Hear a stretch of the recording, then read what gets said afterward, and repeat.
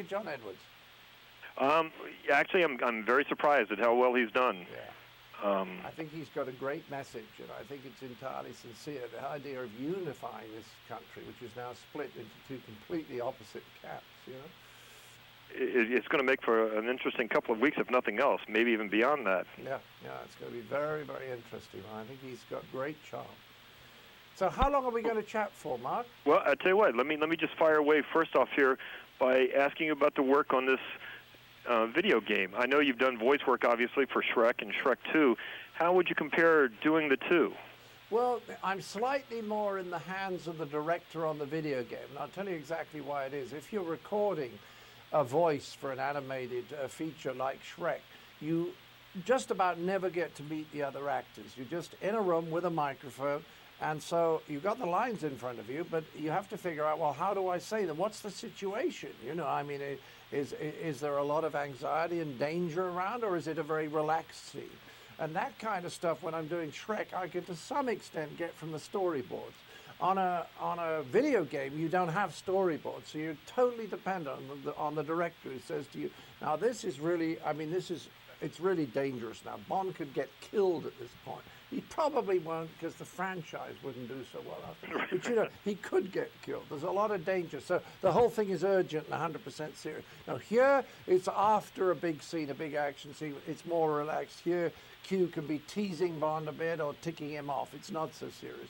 And I'm totally in the hands of the director there, because I don't have any other cues. I don't have a storyboard. And of course, I don't have any other actors around me who are sort of giving me the tone of the scene. I'm curious, did you ever think you'd be involved with a project that would carry a caution, playing this game may cause motion sickness? I didn't know that.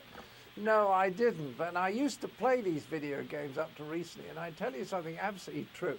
When I was recording this, I was so impressed, not least by the dedication of the people, because these guys give 2 or 3 years of their lives to this game. I mean, this is not something knocked up in 4 months or something. This is almost as big a commitment as making a feature film itself. And it is so extraordinary now what they can actually create on the screen that I've actually made a little promise to myself that I'm going to get my younger daughter, well, younger, she's 20 now, to actually show me how to play this game, because it looks so much fun. Well, I'm curious, what is it like for you? I mean, I'm sure there's a whole new generation of moviegoers that know you strictly from the Bond films. They have no knowledge of Monty Python, and I'm sure you have people come up to you talking to you about Bond.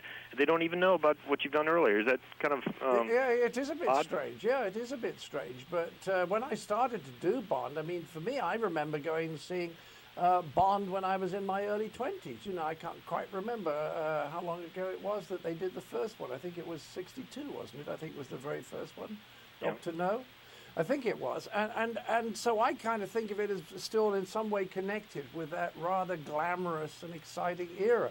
But of course, the young people are coming up now, and they, as you say, they never heard of Monty Python, and then they sort of see me in Bond, and then they see my name, and then they might start watching Python. So it's sort of, I hope it keeps catching on, because I'm very, very old now, and various bits fall off me all the time. Dinner the other night, something fell off, and I'm obviously not going to be able to move around. I'll just be sitting in a basket very still, and I need to eat. So the more young people there are who will pay for this stuff, the better chance I have of being able to eat up to the moment that...